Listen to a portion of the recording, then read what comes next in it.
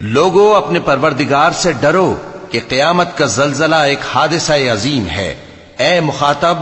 جس دن تو اس کو دیکھے گا اس دن یہ حال ہوگا کہ تمام دودھ پلانے والی عورتیں اپنے بچوں کو بھول جائیں گی اور تمام حمل والیوں کے حمل گر پڑیں گے، اور لوگ تجھ کو مدہوش نظر آئیں گے، حالانکہ وہ مدہوش نہیں ہوں گے بلکہ عذاب دیکھ کر مدہوش ہو رہے ہوں گے۔ بے شک اللہ کا عذاب بڑا سخت ہے۔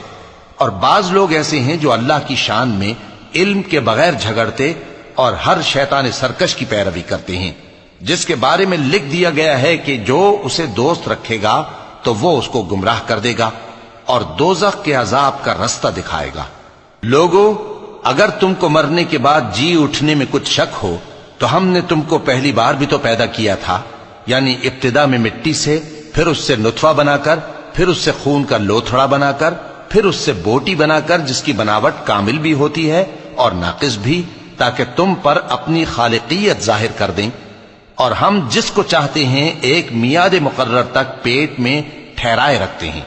پھر تم کو بچہ بنا کر نکالتے ہیں، پھر تم جوانی کو پہنچتے ہو، اور بعض قبل از پیری مر جاتے ہیں،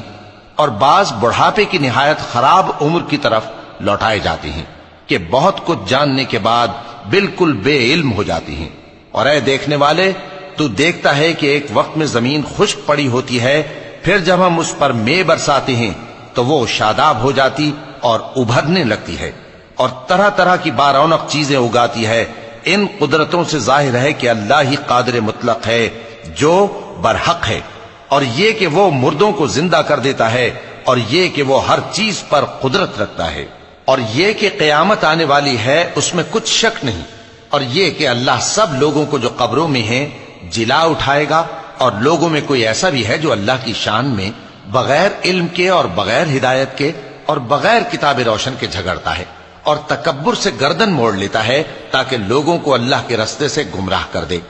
اس کے لیے دنیا میں ذلت ہے، اور قیامت کے دن ہم اسے عذاب آتش سوزاں کا مزہ چکھائیں گے۔ اے سرکش، یہ اس کفر کی سزا ہے جو تیرے ہاتھوں نے آگے بھیجا ہے، اور اللہ اپنے بندوں پر ظلم کرنے والا نہیں۔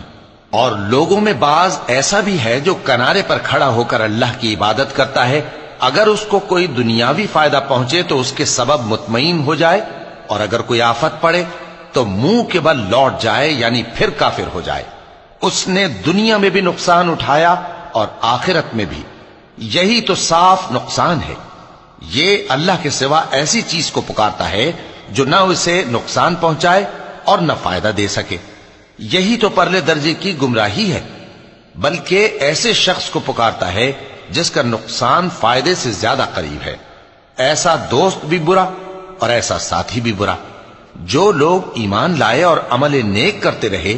اللہ ان کو بہشتوں میں داخل کرے گا جن کے نیچے نہریں بہ رہی ہیں۔ کچھ شک نہیں کہ اللہ جو چاہتا ہے کرتا ہے۔ جو شخص یہ گمان کرتا ہو کہ اللہ اس کو دنیا اور آخرت میں مدد نہیں دے گا، تو اس کو چاہیے کہ اوپر کی طرف یعنی اپنے گھر کی چھت میں ایک رسی باندھے، پھر اس سے اپنا گلا گھونٹ لے،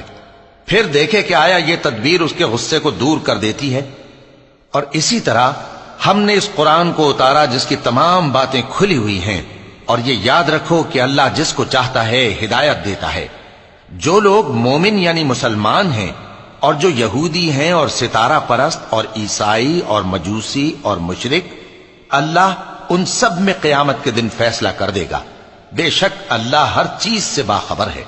کیا تم نے نہیں دیکھا کہ جو مخلوق آسمانوں میں ہے اور جو زمین میں ہے، اور سورج اور چاند اور ستارے اور پہاڑ اور درخت اور چوپائے اور بہت سے انسان